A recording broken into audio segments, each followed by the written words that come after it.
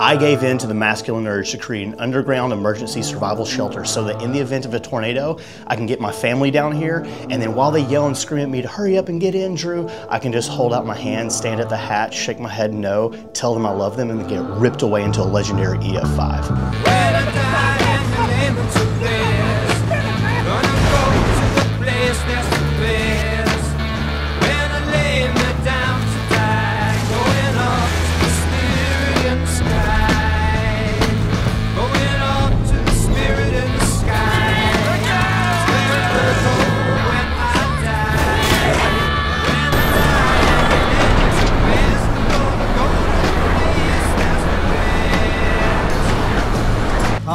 Twister, it's just you and me now. 10 years ago, you took my shed. Did you think I'd forget that?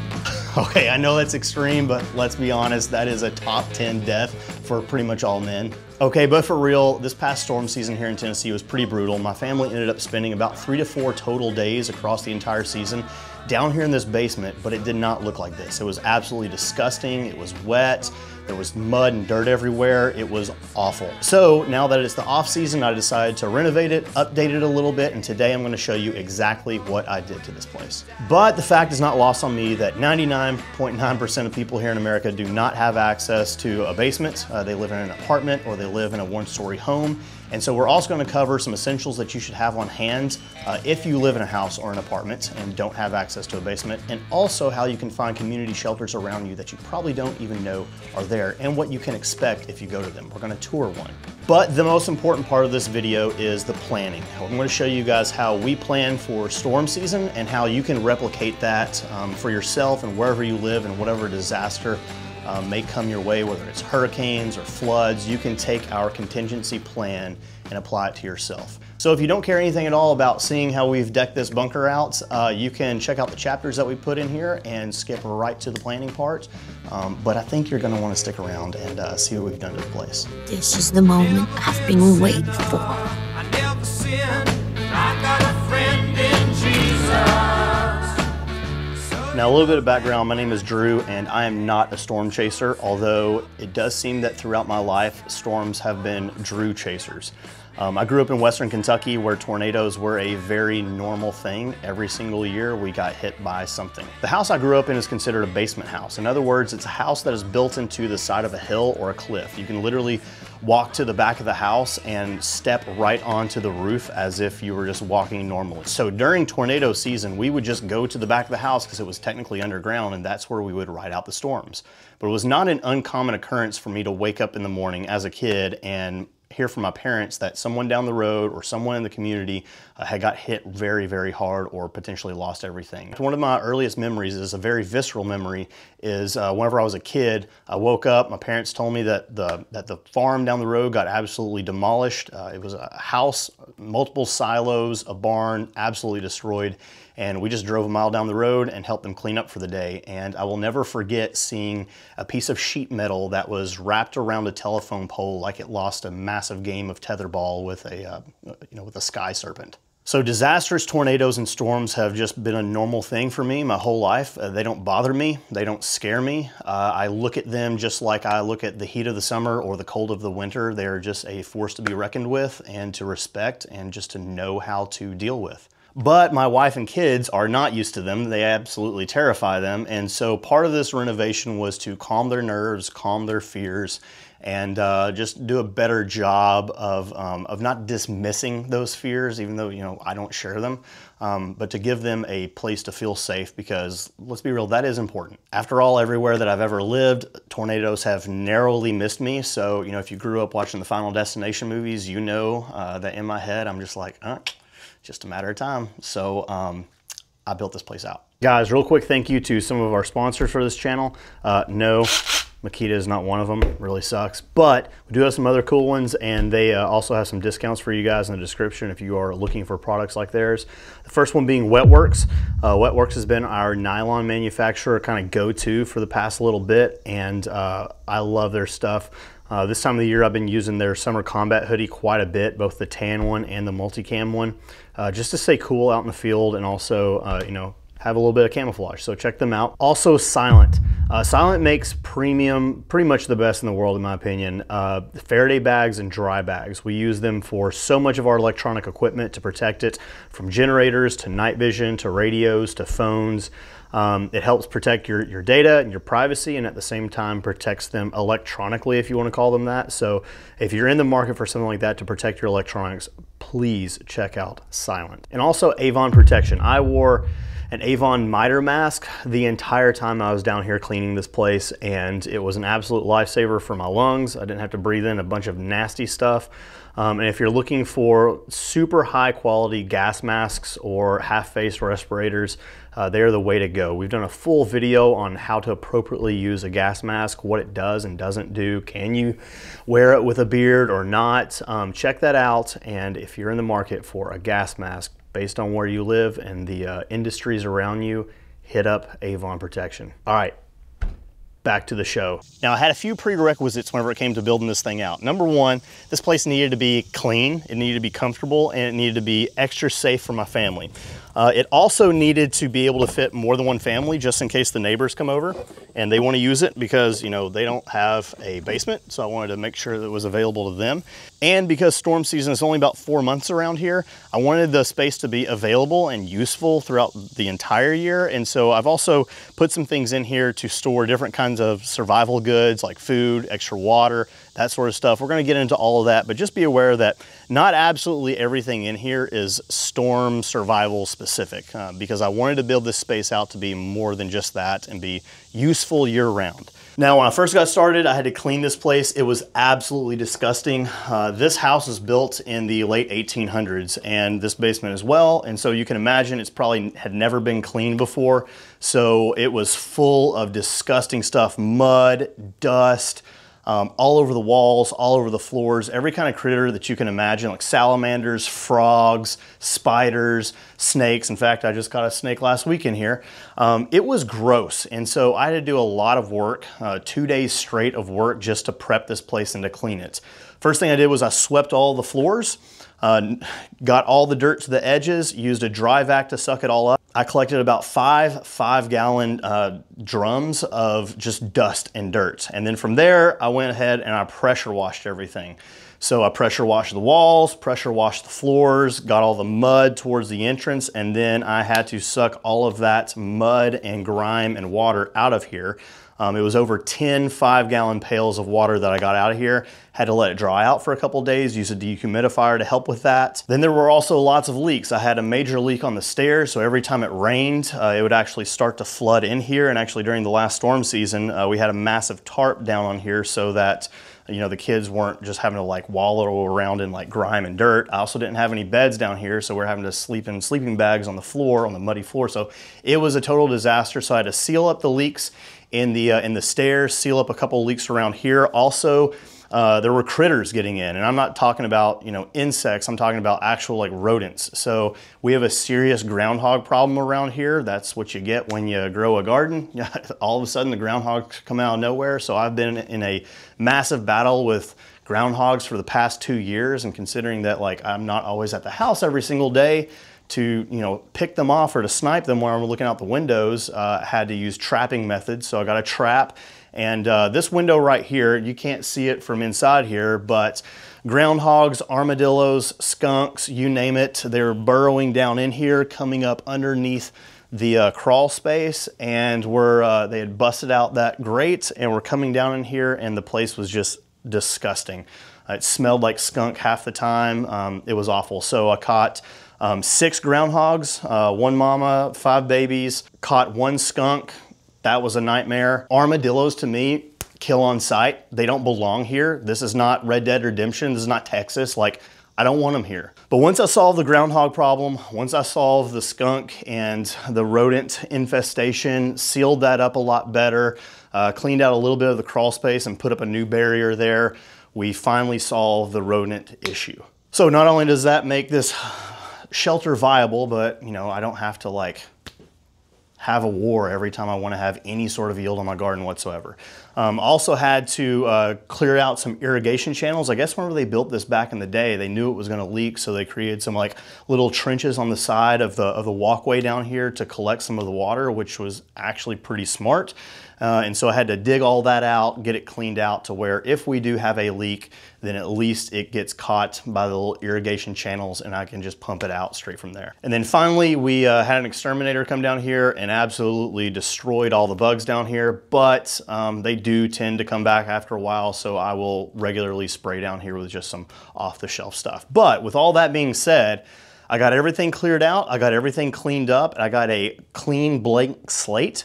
And then we started to make the additions. So the first thing I wanted down here were bunk beds. So I have numerous children and I don't want them sleeping on the floor. They can, and they do sometimes, but down here, I wanted to get them off the floor. I also wanted to build these in such a way that we could get under them, or we could put them under here just in case, like, you know, there was a tornado absolutely bearing down on us. We could put them, there's enough space to get under these to add a little bit of extra, you know, structural support and protection for them. So, but as far as the mattresses go, I was like, man, there's gonna be bugs and critters. So, but I did find some cheap mattresses that are affordable mattresses. I think they're about 80 bucks a piece, that are water, bug proof, like that kind of stuff, and are actually pretty comfortable. Actually, what convinced me that these were so good is one of the user reviews on Amazon was this, no joke, and I'm not bashing on her, but every bit of a 275-pound lady with 4 dogs, and she was laying on it, and she's like, wow, this thing's firm. That convinced me. That's all I needed to know. I was like, all right, they must be comfortable. If they're comfortable for her and her kids, her fur babies, they're comfortable enough for me and my family. Now we got bars on the top just because, you know, people and kids roll off. We did not put bars on the bottom. That way it could be used for seating. You know, it's a little hard to sit here as a human being, but, you know, a grown adult, but you can. And there's enough clearance to like not bop your head. If you are on the top bunk, then, you know, I guess you could hit your head on one of these if you like jumped up in the middle of the night, but there's also some clearance here. So I may end up putting up some barrier up here just to make sure spiders and stuff and dust doesn't just like come down. But the thing about shelters like this is they do require some regular maintenance, or they're going to get dirty and dusty again. There's just no way around it. So before every storm season, I'll definitely come down here, vacuum up any spiders, probably bug bomb again, and just make sure everything is good to go. I also do, you know, work down here some now that it's all built out. So just having it somewhat livable keeps a lot of that kind of stuff away. Now, as far as bedding goes, you'll notice these are just bare mattresses. I'll probably end up putting like a protector on them, just that extra layer of protection against bugs and dirt and stuff. But on the beds, I didn't want to have to worry about blankets and all that stuff. So we just had a bunch of sleeping bags. I just keep bags, like trash bags with sleeping bags in them down here, just to make sure nothing gets in them. They don't like degrade or anything like that. And so the SOP is, hey, you come down here, you bust out a sleeping bag, and you're good to go. And when we're done with them, we put them back into trash bags. I did put some like little tiny cheapo dollar store puck lights up here that you can just turn on, because if the power is off, which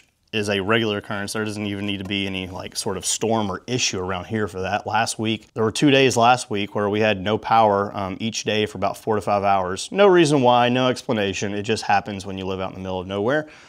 So if you are down here and it's at night and it's in the dark, like, and there's no power, just having some little accent lights helps to make sure you don't like run into anything or bump around, and also just helps the kids not be, you know, as scared.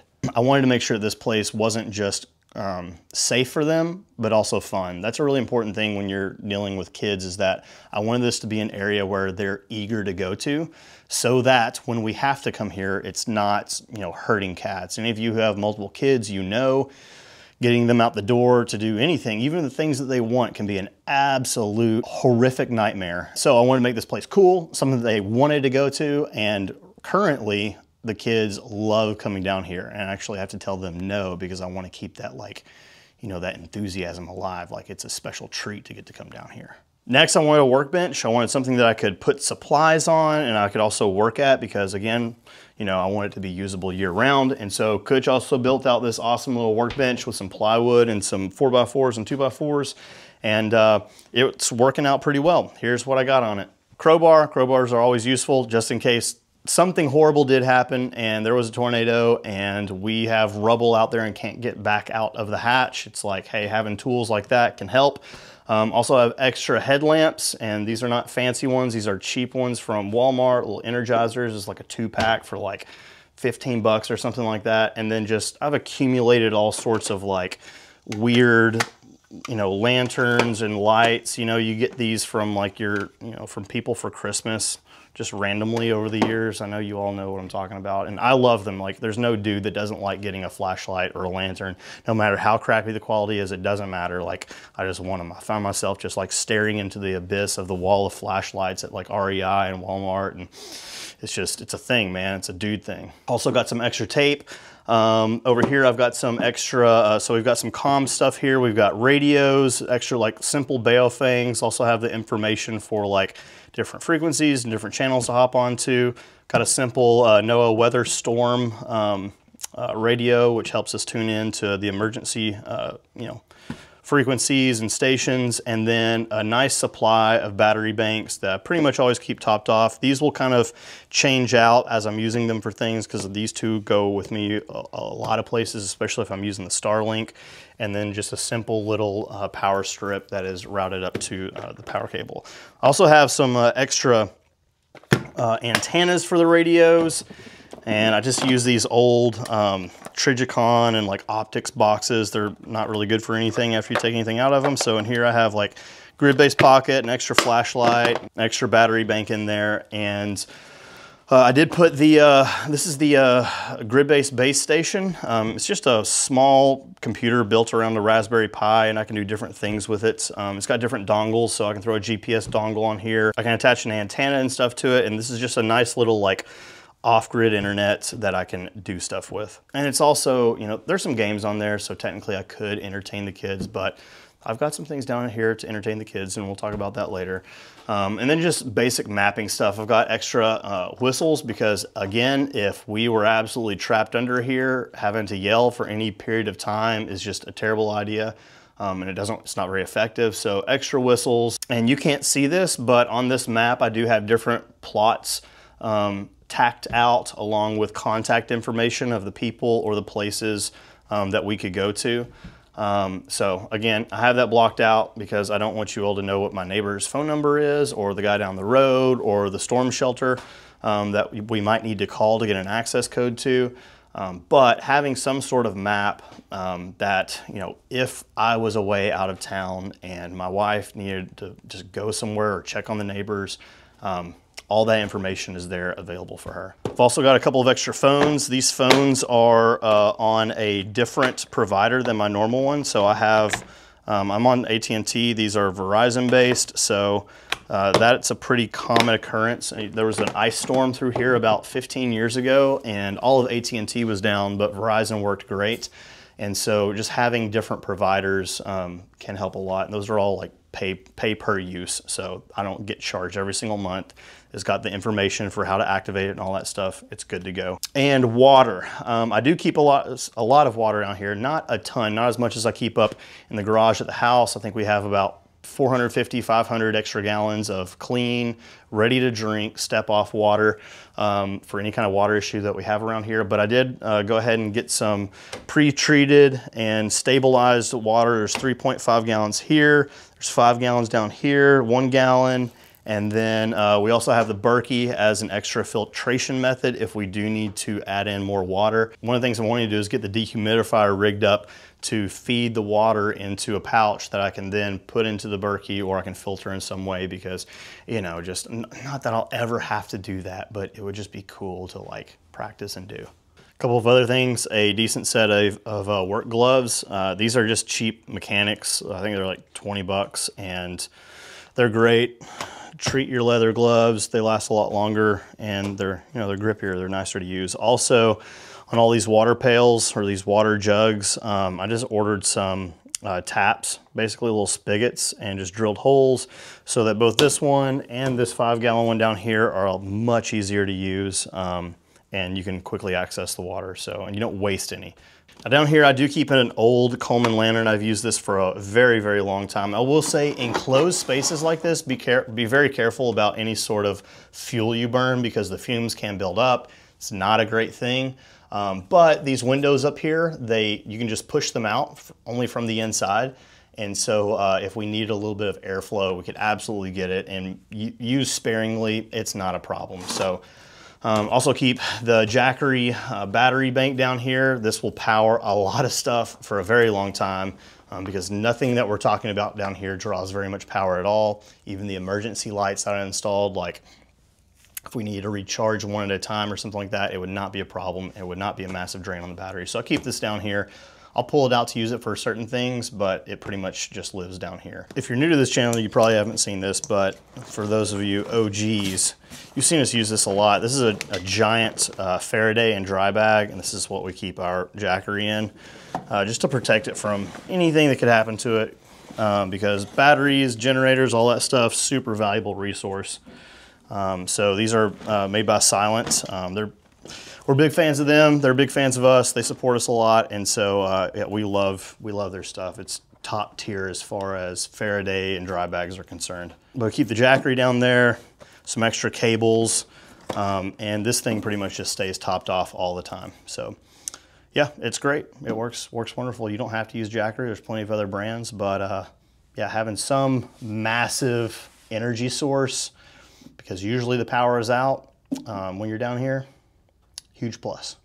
Also keep some extra Faraday bags, because normally if we weren't doing a video, I'd be keeping those radios and certain equipment like the base station and other things like that in Faraday bags. So it works pretty well, especially the phones. The extra phones I have would go in this like little Silent Faraday and dry bag. Also, again, going back to storage, not that I'm going to use a solar blanket down here or anything like that, but it's great for storage. So I keep different solar panels down here that I can recharge the Jackery with, as well as the whole Starlink system. We did a whole video on our Starlink system that you can check out if you want. And then also as a backup, I do keep, and this is actually something like we did use down here this past storm season, keep the Starbat. Now, this is a pretty expensive item. However,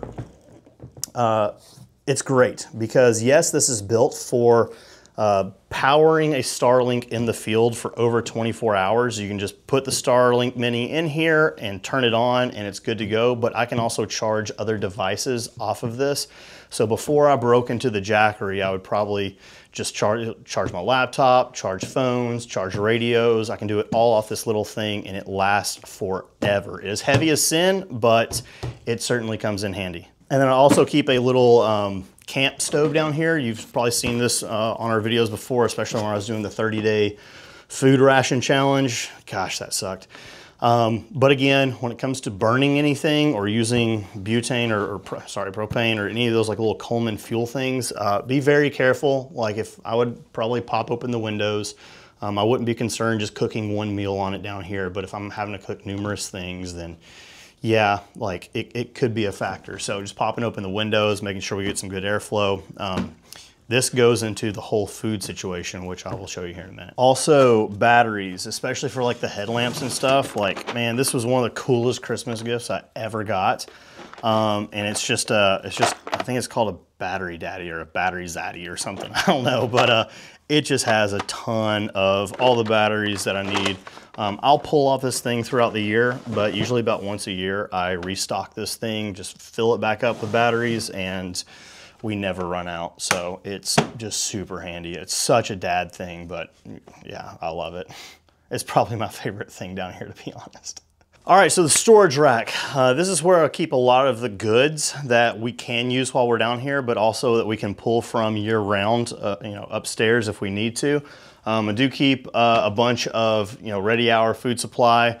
I, again, did a whole video on what this will do to your body if you eat it for 30 days straight. It's not bad, but it's not great.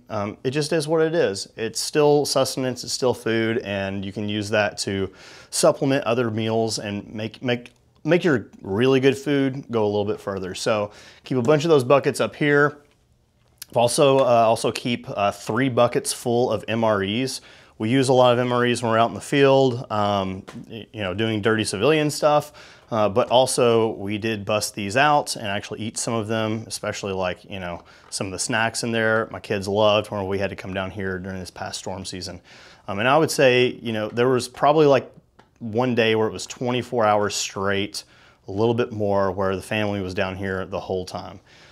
Was that absolutely necessary? I don't know, but they felt safe. They're still trying to figure out the whole tornado situation. So again, making this livable and comfortable and exciting for them is a really big deal. In this bucket, I have emergency water rations. They're little packets of water, so you can drink them if you need to, but we have so much water down here, we'd never need to bust them out. But I have them, so I wanted to store them. They're here.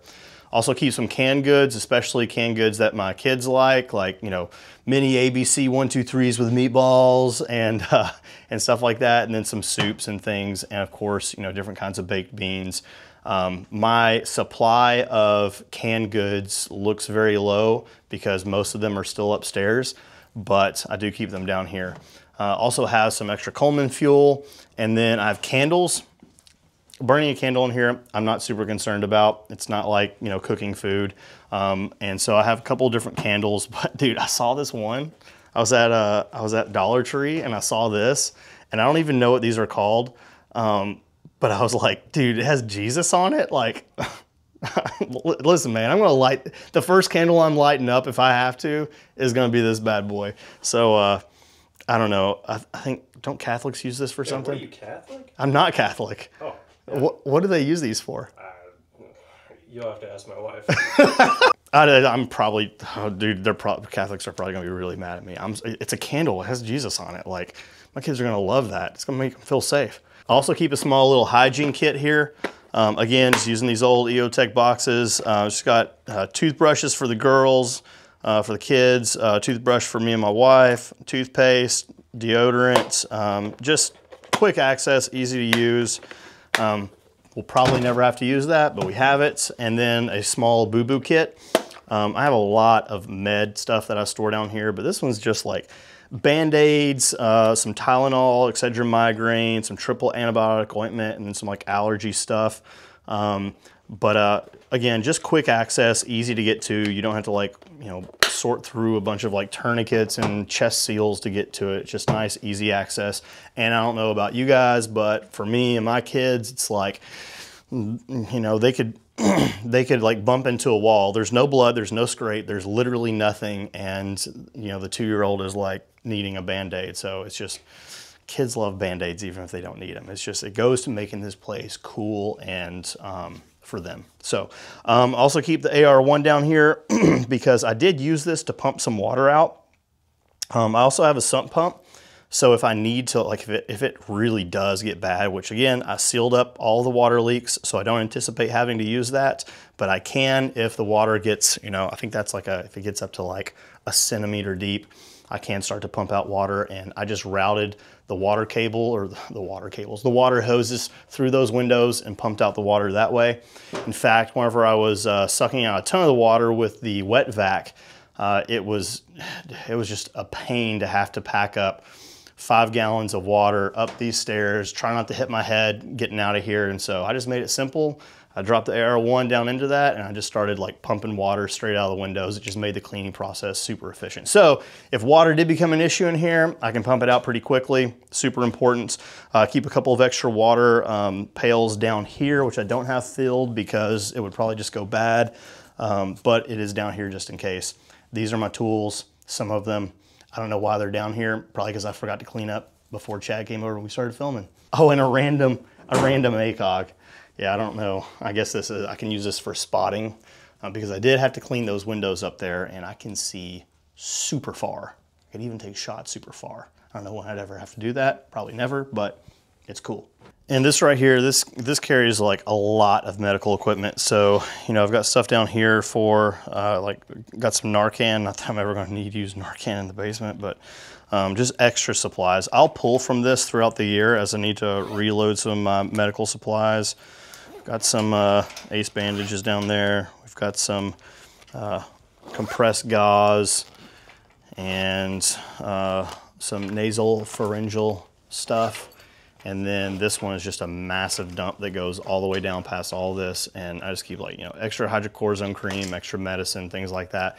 If you have prescriptions or if your kids need prescription medication, having extra on hand and in one of your go bags or something like that, or in your bunker if you have one, it's a really big deal. So we don't have that problem, but if we did, definitely keeping that kind of medication along with other medical supplies is super useful. Also keep some of the chainsaw equipment down here just because I'm working with limited space in the garage. You know, the wife has, you know, Christmas decor, fall decor, the time between fall and Christmas decor. Like there's just a lot of totes of stuff, and having numerous kids, it's like, you know, we have clothes from like, for like 2-year-olds, 3-year-olds, 4-year-olds, 5-year-olds, and they all just get the same hand-me-downs. And I don't have a lot of space left in my garage, so I put stuff like my chainsaw equipment and typically the chainsaw down in here. This bag though, this bag actually lives on the bed because this bag is something that is actually probably important to have, especially if you don't have a basement or someplace to go. If you have like just a bathroom to hide in when there's a storm coming, the contents of this bag, I think, are often very overlooked, and it's a low-cost, easy way to add some protection for you and your family. And what this has in it is helmets. I know it sounds silly, but I do have helmets for myself and my wife. I do use these. Actually, these are brand new. I haven't used these two because my other one is like trashed. But usually use something like this for chainsawing, but definitely have kids like bike helmets. Again, just going for the cool factor. They love wearing these things, and they only get to wear them if they're down here or if they're riding their bikes or their cycles or whatever. But you know, this one's pretty rad. This is my oldest. She has like a dinosaur one. If I could tell that the tornado was right on us, of course I'm going to put these on them. Like every little bit helps. Throw them under the beds, and they're good to go. Having a bag like this is going to translate really well if you live in an apartment or if you live in just a normal house with no basement. Having helmets, flashlights, headlamps, glow sticks that go around the kids' necks, a little bit of extra water, snacks, just a storm go bag, if you will. We'll get into more of that when we go upstairs and we talk about, you know, just the home and the house and the apartment situation. But that's what this bag is for. If we do have to go somewhere, I'll put snacks and things like that in it, and it just kind of all goes together. I will say, I never put on a helmet whenever I was a kid, but Nick, God rest his soul, because he's a redhead and he quit and moved to Idaho like a scrub, and we just can't even be friends anymore. He had the suggestion, he's like, dude, why don't you have helmets for your kids? And I was like, never really thought about that. You right. So we'll keep extra food up in here. These are, you know, not necessarily MREs. It's just a variety. I think one has like ramen in it. One of them has like grains. These are all grains that we use and we'll pull from time to time. Grain mill is upstairs, so this is just like our extra grain supply. And down here, this is actually pretty important because what do you do in the middle of a storm with 3 kids and they need to use the bathroom? Well, the youngest, we still put diapers on, and so we have a bin over here that has extra diapers. But the 2 older ones, like, they use the potty, so this is actually pretty handy to have. We have a very small version that goes in our vehicle because there's nothing worse than being, you know, by yourself, or even with my wife, and we have 3 kids, we're outnumbered. Trying to get them into a gas station to use the bathroom is an absolute nightmare. It's like, yo, just go in the potty and we'll tie it up. And, you know, Chad, you know, you're getting ready to have your first, so these are pro tips for you or for all of you guys who don't have kids or don't have kids yet. But yeah, it's just a little seat that goes on a 5-gallon pail, and you get like little trash bags for it and some wet wipes. And got a huge supply of wet wipes down here. Toilet paper is great, but old toilet paper is not, and these stay nice and fresh. And of course, the wet dry vac. I mean, I've used this thing so much. I got it as a gift from my dad back in my mid-20s, and was like, cool, thanks. And now that I'm like, you know, in my 30s, pushing 40, it's like, dude, this thing is sick, man. Just, you know, the gifts that you got from back in the day that were tools and boring, it's like, yeah, I got them now. Also keep a giant contractor bag here for trash. Got a whole roll of those contractor bags, and chairs. Let's talk about seating, because sitting on the floor sucks, and sitting on the beds, you know, can get kind of cramped, especially when you got, you know, a family of 5 down here. And so we definitely got some chairs. Brought this chair down here. We have these little, I don't even know, like, who is this? Is this Gabby's Dollhouse? I don't know. It's not Dora. Anyways, these are the kids' chairs. And we got some chairs that we usually use for like the lawn and stuff, but we keep them down here for me and Claire, because one of the biggest things that I noticed during this past storm season is we got down here and there was nothing to do. And when you can't occupy a child's mind, because there's a storm raging and you can hear everything and it's loud, man, like, it does not do well. Like, it's a miserable experience. So just imagine being trapped in a vehicle with kids for like 12 hours straight. You know, everyone wants to glamorize bugging out with a family. It's like, yo, you can go and test that theory right now. Load up all of your children, get in a vehicle and drive for 12 to 20 hours straight, and you can figure out really quickly bugging out with a family, lame. Right here in the middle, we have this massive Pelican, and this is kind of like our coffee table. This is like a little entertainment area. Inside of it, I have tons of food, but there's another tote in here that we're going to get to with like board games and stuff like that, because doing something as a family when you're down here is actually really cool. There's nothing that kind of like pulls a family together like hard times or just like weird situations. And so, this past year, I didn't do a very good job of it, but after the storm season, I was like, man, like the time that we were down there in the basement would have been phenomenal family bonding time. There's no distractions, there's no technology other than like, you know, flashlights and stuff. Like, we could have had a really good time and came out of this like feeling closer and having better relationships and be excited to come back down here again. Anyways, that was a tangent. I'm sorry. But anyways, in here, I know Josh did a video on his big chest. He rigged his up a lot different than mine. Again, just going back to storage, I'll probably not have to like bust into this thing, but I just keep a lot of like extra supplies and goods in here. I have a massive MRE pack. This will feed like 16 people. Everything you need to feed them for 16 people is in here. We'll probably never have to use this, but you know, if the boys get together and we want to bust into it because you know, don't want to spend the money on pizza that night, hey, we can. Keep some extra hand sanitizer stuff. Staying clean is important when you're cooking, and then extra snacks like Z-bars. And I'll probably rotate these out. I'll pull from them throughout the year and then restock them before the next storm season. Some extra seasoning stuff for the food, because anytime you're eating MREs or any of this like food up here, it's like, man, having that seasoning stuff makes a big difference. And then just extra plates and silverware, tons of silverware, extra coffee, and let's see what's down here. Yep, again, extra silverware, and you know, we can pull from this throughout the year if we need to for other things, if we're going camping or whatever.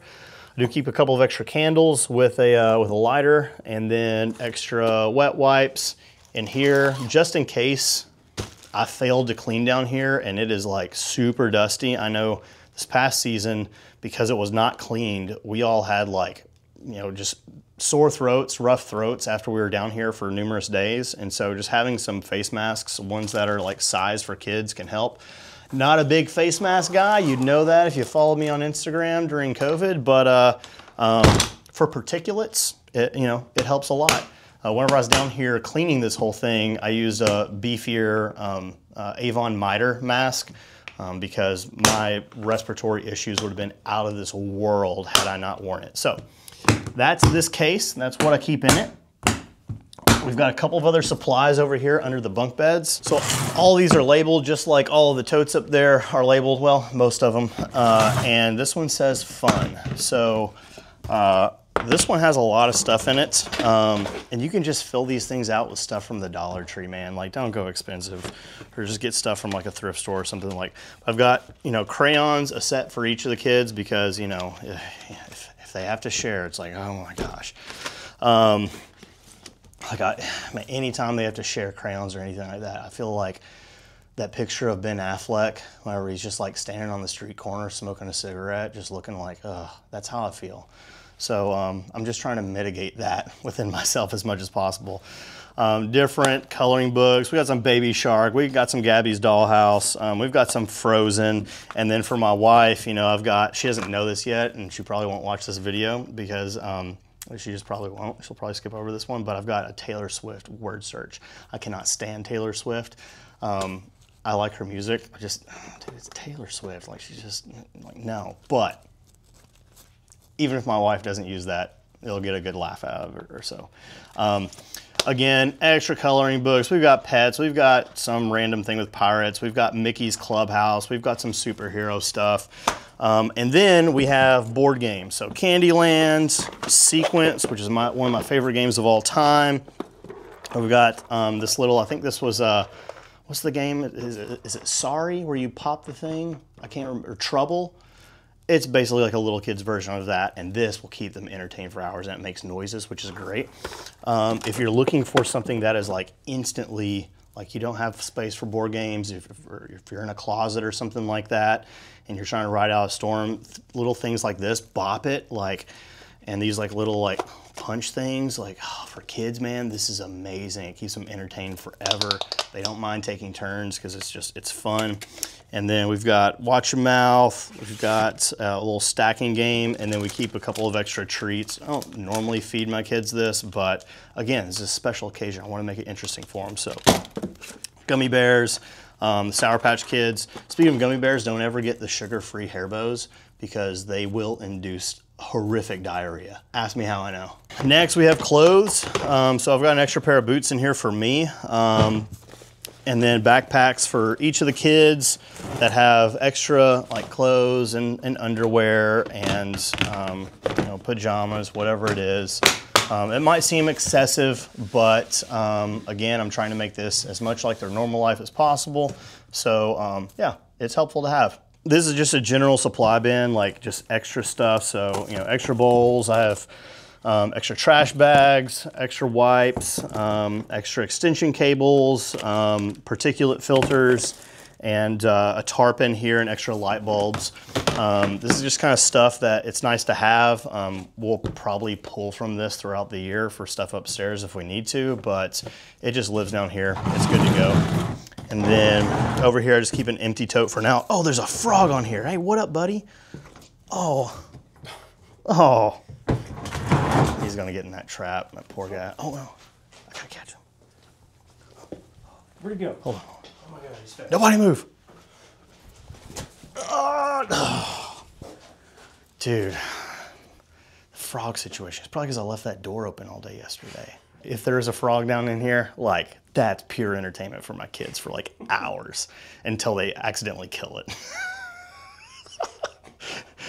Dude, no frog, no salamander survives our family. Like, it's so bad. And then I've got a little project board here right now. We're using it for some mapping stuff and just honestly practice. Because we're gonna be doing a cache video. Basically like, hey, here's how you can cache supplies.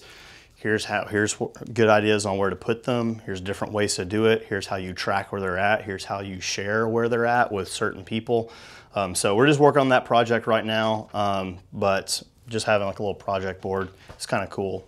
It makes it a little bit more livable down here for me to do my work on a day-to-day basis if I want to come down here and knock stuff out. Another problem that we had this past storm season was coming down here at night, and it was just pitch black. We had no power. Yes, we have the headlamp, but getting down the steps without like bumping our head on something, like, it wasn't a great situation.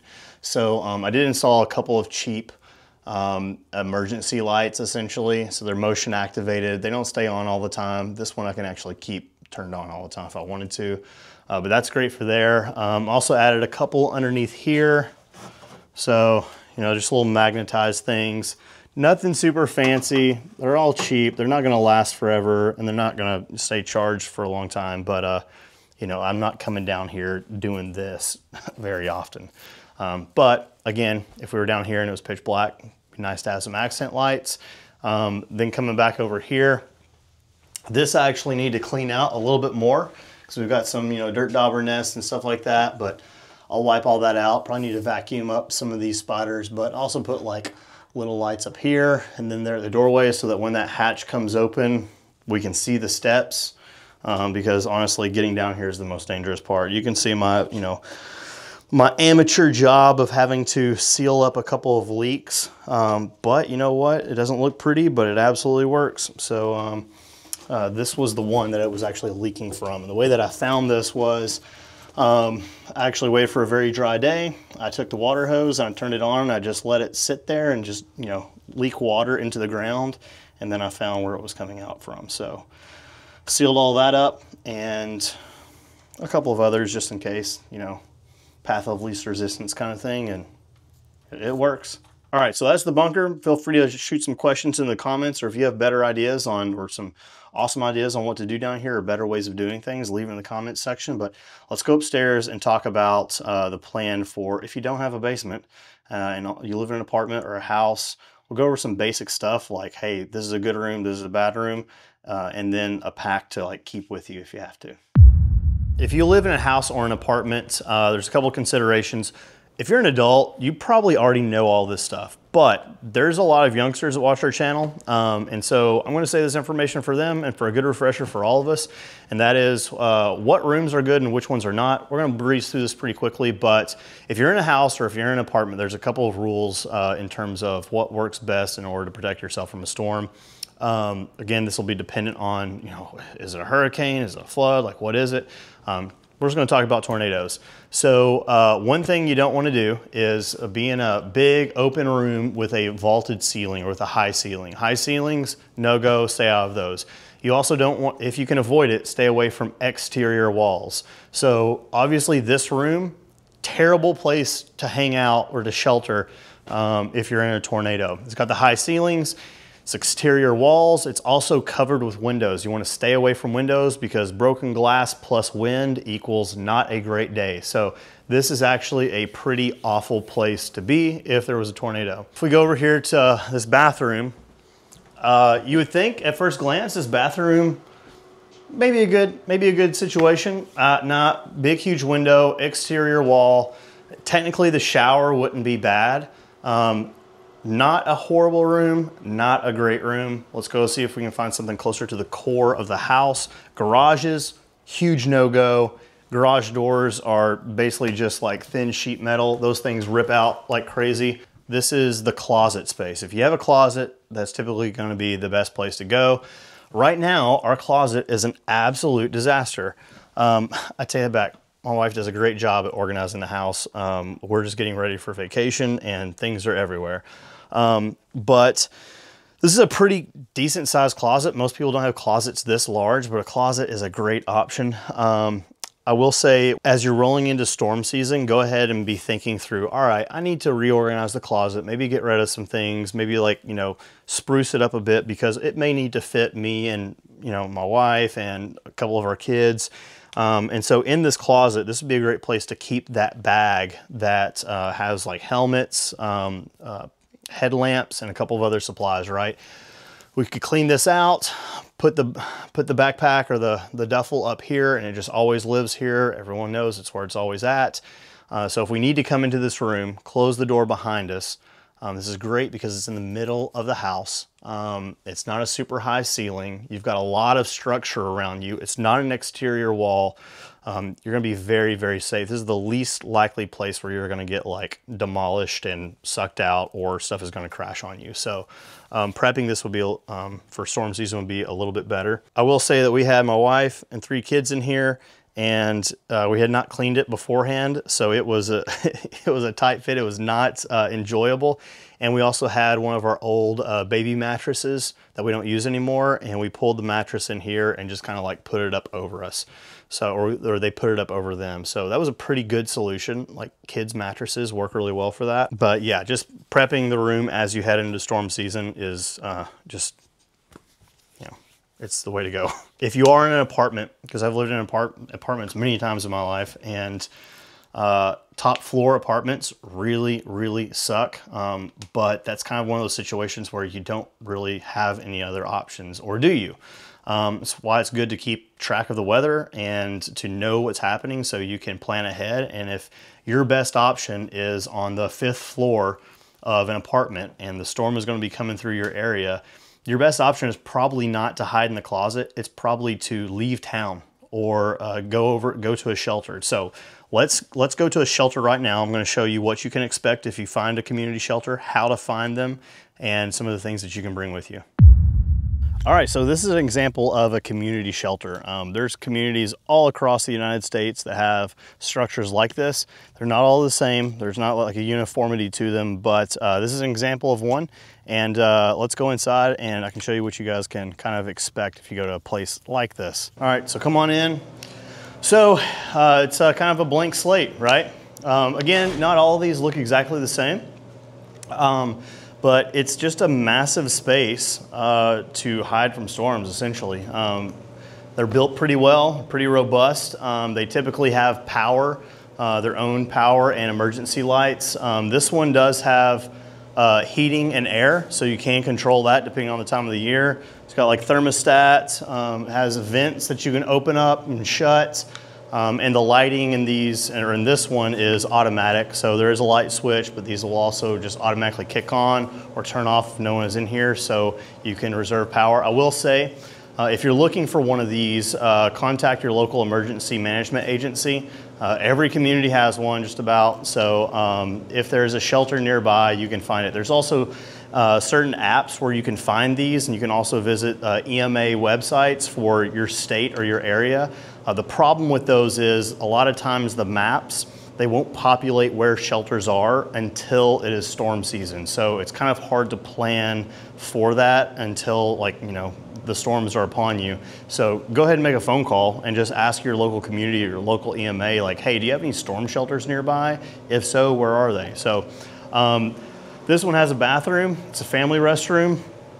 I will say when we came in here earlier in the year during storm season, this was cleaned out a lot, so there's lots of dead bugs in here right now, but you don't really know what you're gonna get. Maybe they'll be clean, they probably won't, and especially if they're getting used, you're gonna have, you know, humans making it dirty. But the bathroom in here, it's pretty simple. We've got toilet paper, but hey, bring your own wipes. Trash can, looks like someone wiped their butt and put it in there instead of flushing it. I don't know why. Changing station and sink. And this just stays open year round. Now, a lot of these will have like phone numbers on the outside of the building because they'll leave them locked during non-storm season. So if you needed to get in, you could call the phone number and they'll give you an access code to get in, is essentially how it works. So again, they're all different, but that's how this one works. Now, if you come to one of these places, obviously there's nothing in here to make your life good. So remember that go bag we were talking about to keep like in your closet. So having your helmets and stuff in there is great. Having snacks and food, because you may have to be here for, you know, 4, 5, 12 hours, whatever. Having food, having snacks, even having like some foam pads or something to sit on, because I mean, if you have time to throw collapsible chairs into your vehicle or you drive to one of these things, awesome. But if you don't have time, just some foam pads in that backpack would do really well. Also wet wipes, hygiene stuff, and something if you have kids to keep the kids occupied. Also, security is a big deal because you don't know who you're going to be in here with, and anytime there's a disaster or a crisis, there are always opportunists. So carry a handgun with you. Like you never know. You're still responsible for protecting your family even when you're out in the middle of a crisis. Oftentimes that is when you need it the most. If you have the space in your pack, or if you have time to bring it, you know, a pillow, some blankets, maybe a sleeping pad or a sleeping roll, because again, you don't know how long you're going to be in here. And also, like, there's often churches. Like, often churches are available for shelters. And again, we're kind of talking more about tornadoes today, but stuff like this exists, and shelters like this exist for basically every type of disaster you can imagine. It's just on you to take the time ahead of time to look up what those places are. And I'll say places like this are not especially helpful for people who live in homes or have a place to stay, right? But they are very helpful for people who live in trailers and people who live in high-rise apartments, and also for people who are on the road. So if you are on the road passing through, I don't know, Oklahoma or Tennessee or whatever it is during storm season, like knowing, like pre-planning your route, like knowing where things are, checking the weather, seeing what's going on, knowing where these places are at along your route is it's just a wise decision. It doesn't hurt, it doesn't take any extra time, just do it. But yeah, with that being said, this is what a community storm shelter can look like, and it's not bad, but bring the right stuff, come prepared, find these places ahead of time, don't wait until the storm is upon you. And the other option is you could just leave town, just leave the area, go get a hotel somewhere if you can afford it, just get out of Dodge. All this stuff is cool, the knowledge is helpful, the supplies are helpful, but probably the most important part of all of this is having a family plan. Even if you're just a single dude, having a plan and being able to share that with the people around you is the most critical part of all of this.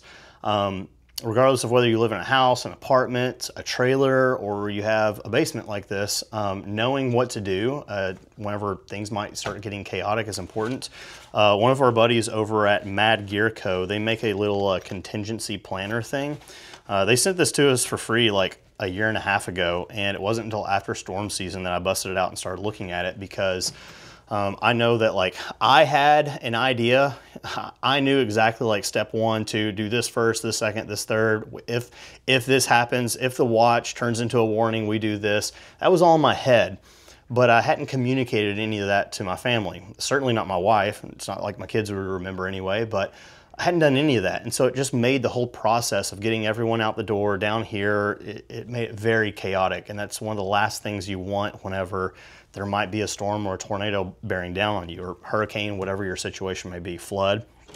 So like having this little contingency planner is cool because I can write it all out. Like, hey, if this happens, then here's what we do. Here's the first 3 things that we do, and then here's the second 3 things that we do, and then here's where we go if the watch turns into a warning or whatever it is. You don't need something that you buy like this to do that. You can do that on a piece of paper and a pencil, and just think through. But this thing, it helps you think through all that stuff and keep it all in like one perfect place. It's US made, it's all with Right in the Rain material, so like it's completely waterproof. They also make these little small ones called the Quick Draw cards, where it's like a smaller version of this. This is something where we fill it out, we put it in a place in the kitchen that it never moves from. Every tornado season, we know that it's there, and my wife can just grab this, and if I'm, you know, out of town, or if I'm working out in the field or whatever, it's like she has everything she needs to just sit there and read it, and it keeps everything cool and calm and structured, and there's not a lot of unknowns. There's also an app version of it, and this is really cool because you can trial it for like 7 days, and then I think it's like $30 for a year or something like that. It's called Ready Plan. It's designed by the same guys, the Mad Gear Co. And I can just open this up and I can create my own contingency plans in here and then save these as photos and send them to my wife. I could send it to the neighbors, be like, hey, here's what our contingency plan is if a tornado is coming down on us. So I'll just go through it here. Here's one that I built for 2025, so I'll have to refresh this as storm season rolls in for 2026. But I have 3 different categories. One is prepare the fam, so basically before the storm hits. The second one is get into the shelter, so like, hey, what's the process once you get down here? And then the third one is living in the bunker. So like, let's say you have to stay down here with the kids for an extended period of time. Here's where things are at. Here's things to do to occupy your time and not just be sitting there worrying and listening to the wind blow.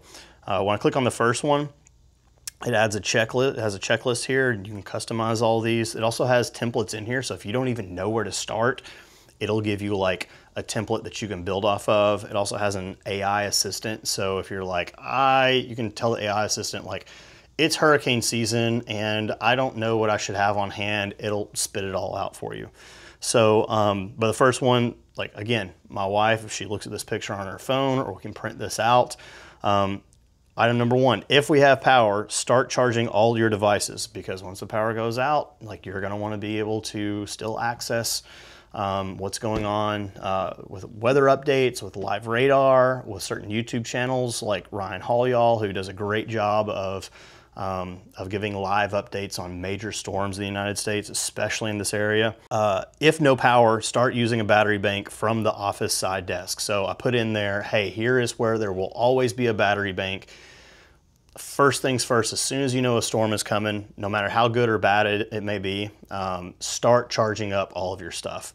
Flashlights, all that stuff.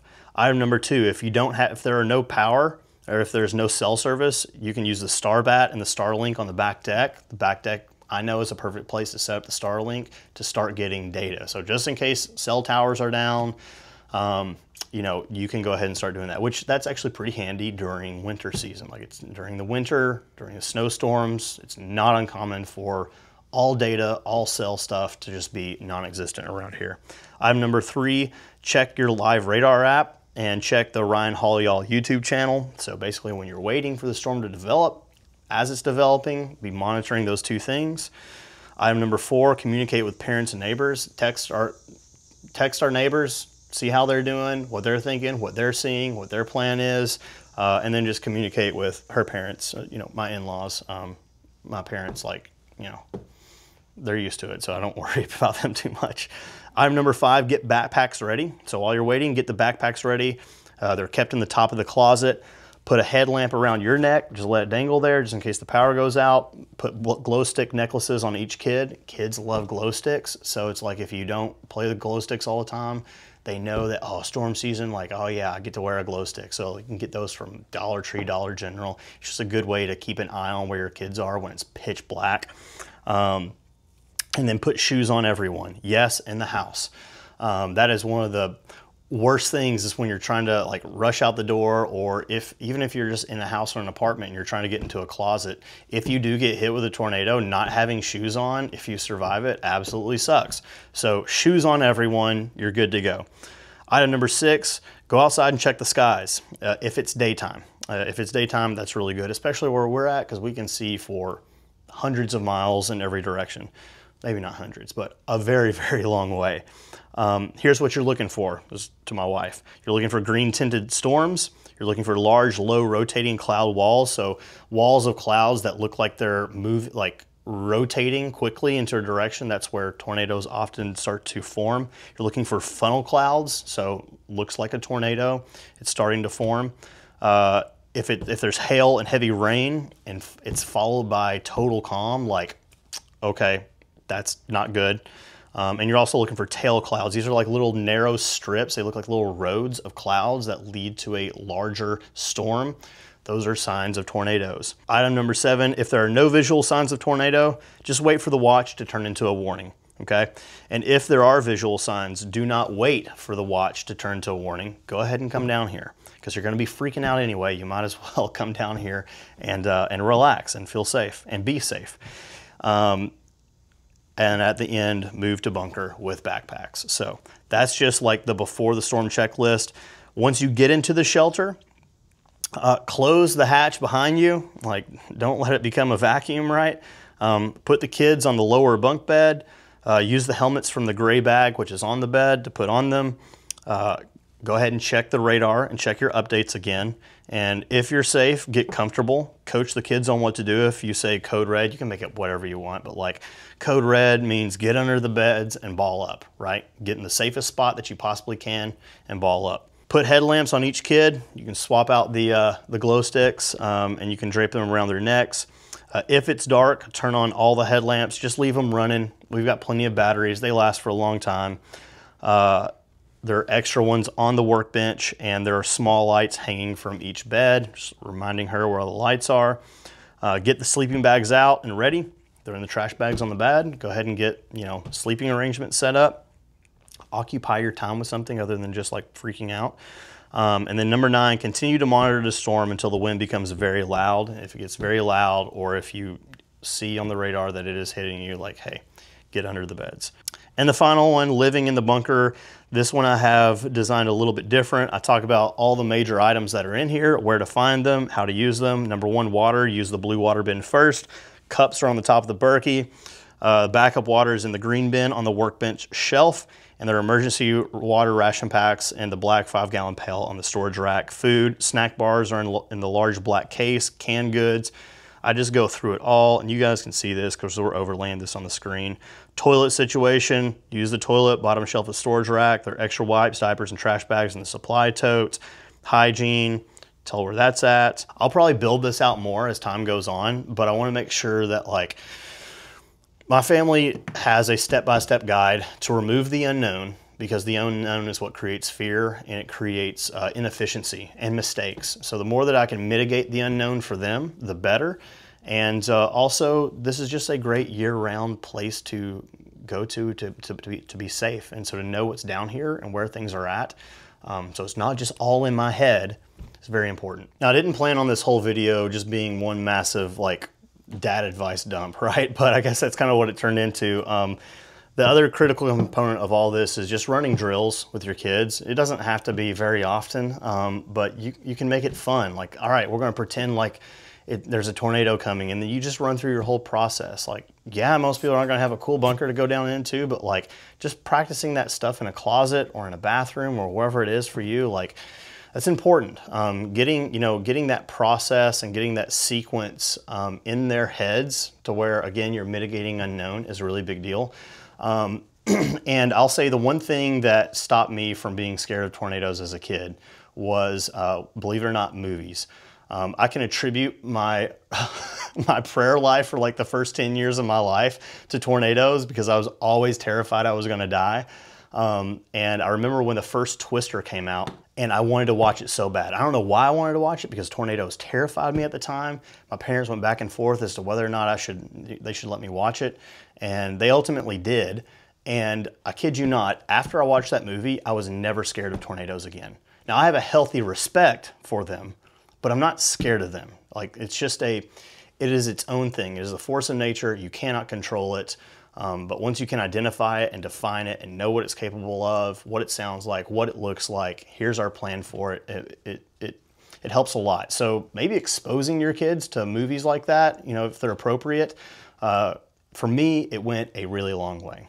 So with that, I hope you guys have enjoyed this video. I hope that in touring the bunker, I know not everything is practical for everyone, especially like the storage stuff, because this is more than just a tornado shelter. But I hope it gives you some ideas. Maybe even if you only get like one little idea that makes your prep a little better, a little more robust, then to me, that is a win. So you don't need to go out and buy a ton of stuff, but just some simple basic tools and a lot of planning and prep for your family goes a very long way. So that being said, love you guys. Thanks for sticking around. Hope you enjoyed it and got a lot out of it, and we will catch you next week. And also, dads, husbands, like, don't be dismissive of your wife and your kids' fears. I'm speaking from experience. Like, I am terrible at that. They freak out over things, and I'm just, granted, cool, calm, and collected, but like I can be kind of dismissive of it. And so that's not a very great team effort on my part. Anything revolving disaster or emergency, it is a chance to bring the family together.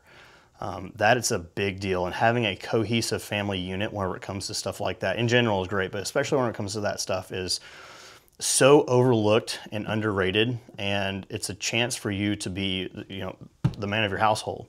And so, yeah, do not neglect that. Don't dismiss their fears, lean into them, help them process things and understand things the way that you do.